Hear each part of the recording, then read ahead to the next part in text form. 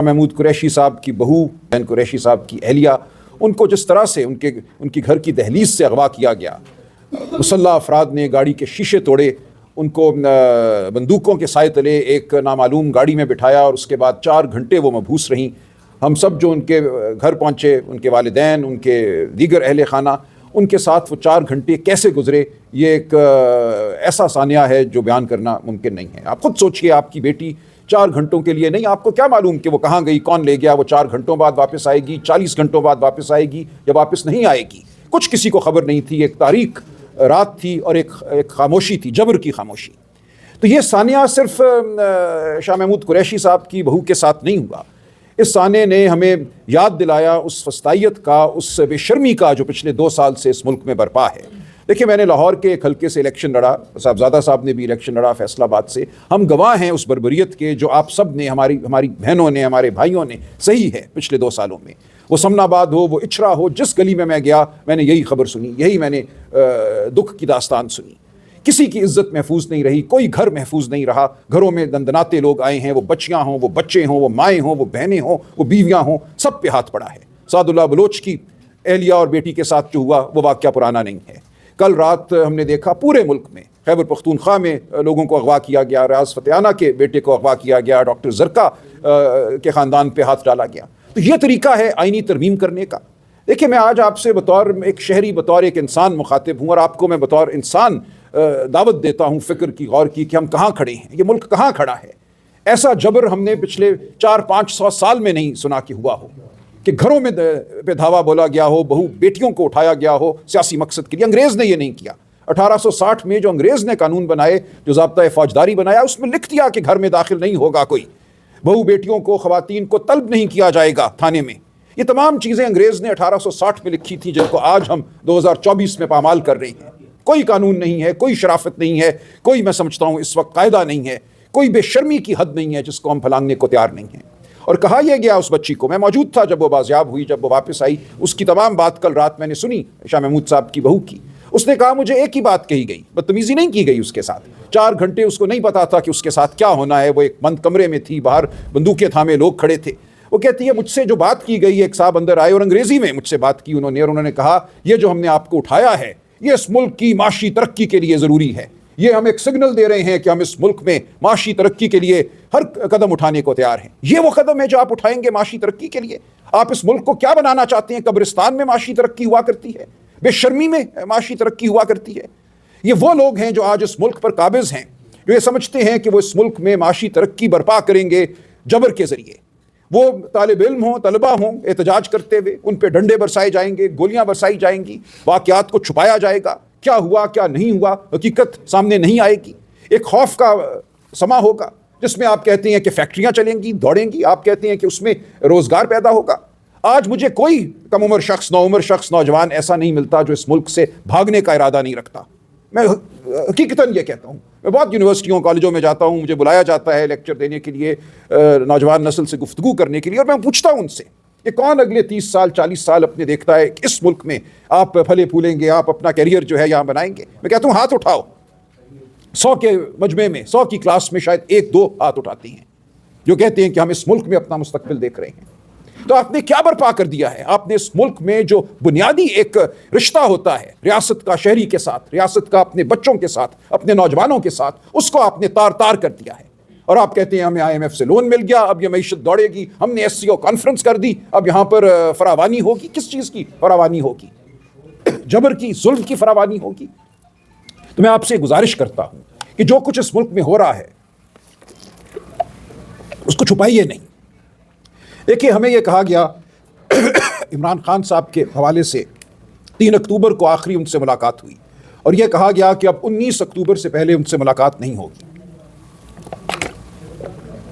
ایک 16 دن کا وقفہ تاریکی میں ڈوبا ہوا، نہ ان کی صحت کے حوالے سے کچھ بتایا جائے گا، نہ کسی اور حوالے سے ان سے کوئی ملاقات ہوگی، نہ وکلاء کی، نہ سیاسی رفقا کی، نہ خاندان کی۔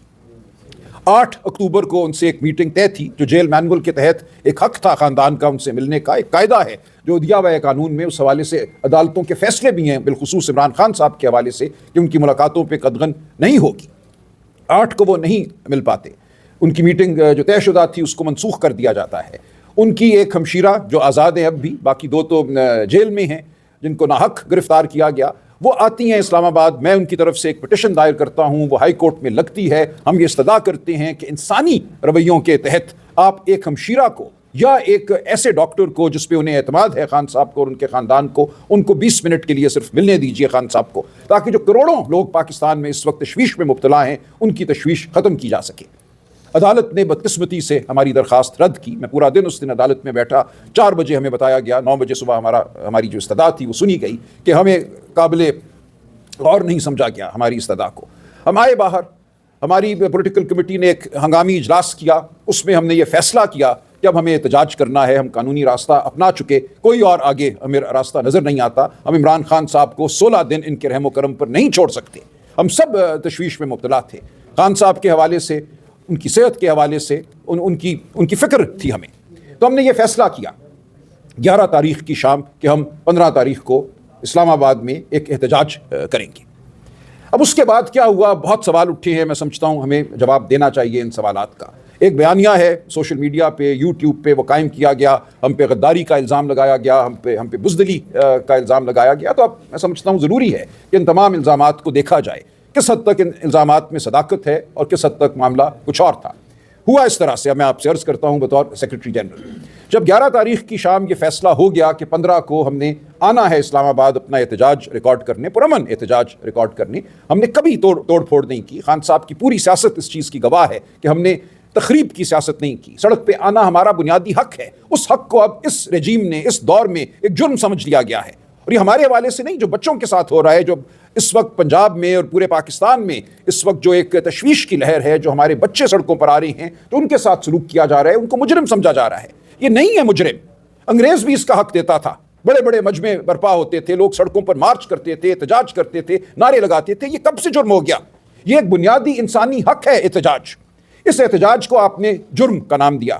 آپ نے کہا جو آئے گا ہم اس کو مار پیٹ کے ختم کر دیں گے، اس کو مبہوس کریں گے، مقدمہ بنائیں گے یا مقدمہ نہیں بنائیں گے، اس کو اغوا کر کے کسی کال کوٹڑی میں ڈال دیں گے. آج انتظار پنجھوتا کہاں ہے؟ آج 9واں دن ہے. انتظار پنجھوتا کا کچھ پتہ نہیں. اس کے خلاف نہ کوئی مقدمہ ہے، نہ اسے کسی عدالت میں پیش کیا گیا.